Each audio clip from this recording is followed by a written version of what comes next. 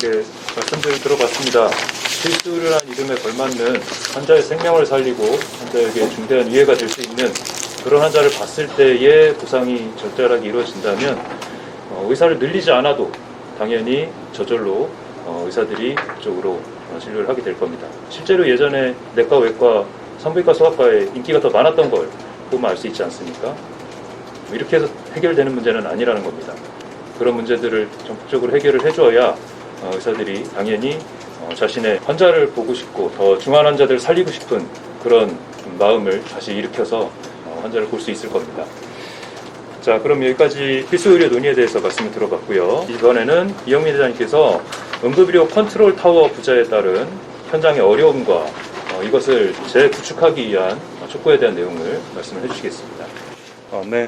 하고 싶은 말들이 많아서 조금 예상했던 시간보다는 조금씩 지연이 되고 있는데요. 간단하게 말씀드리겠습니다. 우리가 계속 1년 가까이 여러 가지 것들을 코로나에 대해서 주장을 하고 요구하고 했지만 안 된다는 것을 깨달았다라고 농담 반 진담 반 말씀드렸습니다. 현재 제가 제일 두려운 거는요. 다다음 주면 추석이죠. 분명히 난리 나고 몇 명 더 죽을 겁니다. 이것은 현장에서 일하고 있는 응급의학과 의사라면 누구나가 두려워하는 그리고 충분히 예측 가능한 일입니다. 올 가을이나 겨울 언제가 될지는 모르겠어요. 다시 코로나 환자 늘어날 겁니다. 이것도 충분히 예측 가능한 일입니다. 누구나 상식적으로 생각을 해봐도 이대로 끝날 거라고 생각하지 않고 실제로 끝나지도 않습니다. 그러면 그때 돼서 또 응급실은 또 난리가 날 테고 또 응급실은 또 사람이 죽어나갈 것입니다. 그것이 가장 두렵습니다. 왜? 아무것도 바뀐 게 없으니까. 그래서 작년부터 계속 얘기했던 것이 지금부터라도 준비해야 당장 올겨울에 해결은 못한다 하더라도 내년이 되고 내후년이 되면 어느 만큼 나아진 우리나라의 응급의료 체계를 볼 수 있지 않을까라는 생각에서 계속적으로 지금부터라도 시작해야 한다라고 이야기를 드렸었습니다. 필수의료 마찬가지로 공공의료라는 프레임이 있습니다. 말 자체는 되게 아름다운 말이지만 실체가 없습니다. 우리나라의 공공의료를 이야기하기 위해서는 공공의료가 무엇인지 역시 마찬가지로 정의되어야 하고요. 공공의료가 하는 일에 대해서 정의되어야 합니다. 방역이 현장을 대신할 수 없듯이 공공도 응급을 대신할 수 없습니다. 이것은 제 개인의 소신뿐만이 아니라 대부분의 응급의학과 의사들이 그렇게 생각하고 있습니다. 우리가 하는 일들이 공공적인 측면이 있는 것은 사실이지만 공공이 응급의료를 지도감독하거나 컨트롤할 수 있는 상황은 절대로 아닙니다. 왜냐하면 그런 부분도 있고 그렇지 않은 부분도 있기 때문에 그렇습니다. 컨트롤 타워가 없다라고 하는 것은 이야기 드린 대로 현장의 전문가들이 정책 제안을 하거나 어떤 이야기를 했을 때 그것이 실제로 받아들여질 수 있는 시스템이 부재하다라고 말씀드리고 싶습니다. 지금 현재 우리나라 응급의료 체계가 지역 응급의료 기관이 있고 지역 응급의료 센터가 있고 그 위에 권역 응급의료 센터가 있으면서 제일 상위 기관으로 중앙 응급의료 센터라고 하는 조직이 있습니다.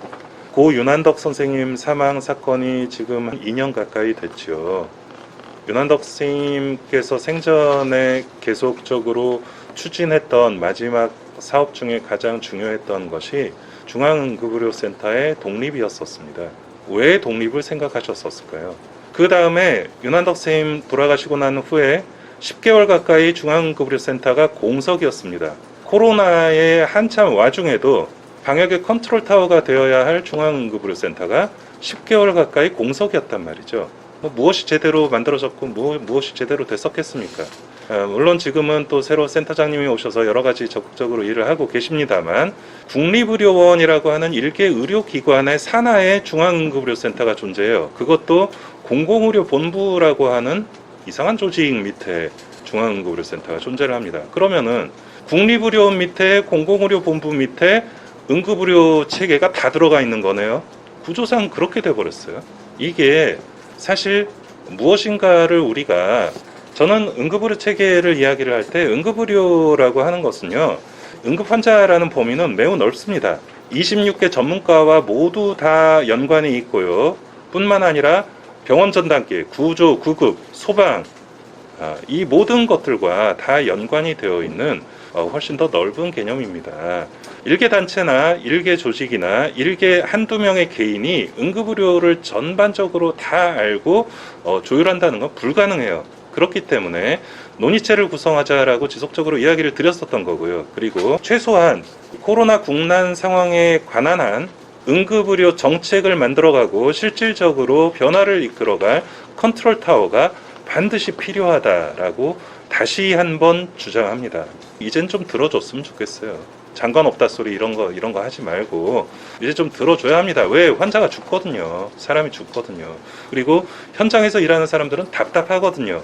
맨날 말도 안 되는 얘기만 내려오고 뭐 이래라 저래라 뭐 당직 의료기관 3개를 선정해놨대. 선정해놓으면 뭐합니까? 받아주질 못하는데 아무 의미가 없는 그런 일들만 계속적으로 반복되면은 이것은 늑대가 나타났다가 되는 거예요.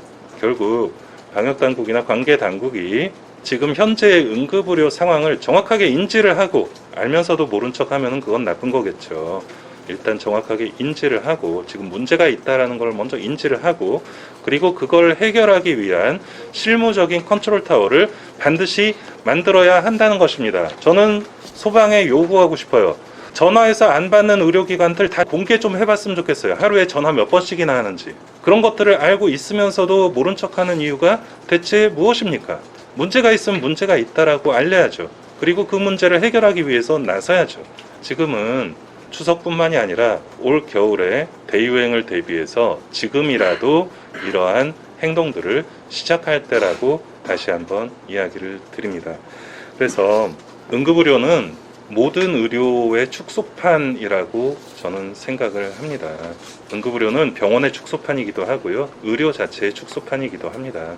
이러한 것들은 외부의 힘에서 조금 벗어나서 외부의 어떤 욕심이나 이런 휘두르고 싶겠죠. 이해합니다. 하지만 이 응급의료라는 특수성을 정확하게 인식하고 응급의료의 특수성을 이해하고 만들어갈 수 있는 응급의료 컨트롤 타워의 구축을 다시 한번 강력히 촉구합니다.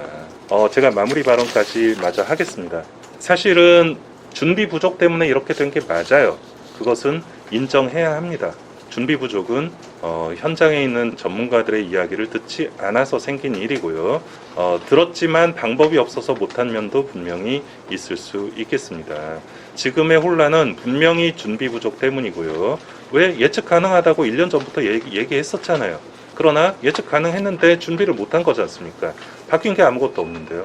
그럼 앞으로 또 유행하면 또 똑같은 이야기를 하겠죠. 또 아무것도 바뀐 게 없으니까.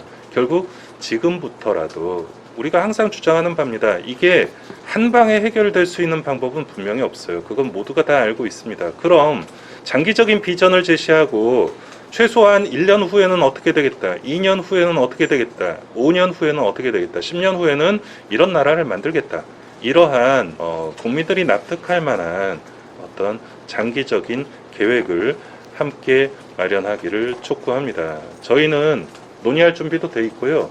저희도 나름대로 여러 기자님들 아시다시피 과밀화 해결을 위해서 저희 의사회도 열심히 노력을 하고 있습니다. 취약지 해결을 위해서 노력하고 있습니다. 오죽하면 과밀화나 취약지 해결을 정부 지원 없이 어떻게 해결할 수 있는 방법이 없을까를 고민하고 있습니다. 그리고 실제로 실행하고 있습니다. 도와주세요. 도와주셔야 합니다. 이것이 진정으로 국민들과 우리나라의 응급의료의 앞날을 위한 올바른 방향이라고 믿습니다. 감사합니다.